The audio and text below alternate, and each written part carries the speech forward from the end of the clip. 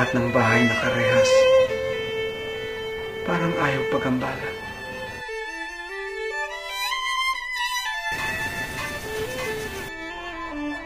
Pinahirapan mo kami, pinahirapan mo ang pamilya ko. Anong klase ka? Dapat kayo mamatay ka na rin eh.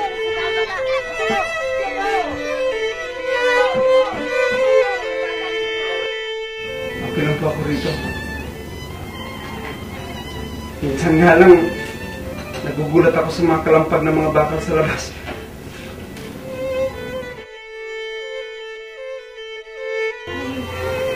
Ay, iba na ako kasama. Masaya na ako sa kanya.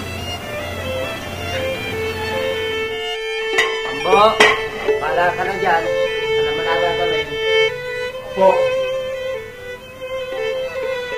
Sa labas ng simbahan, may imahe ng resurreksyon.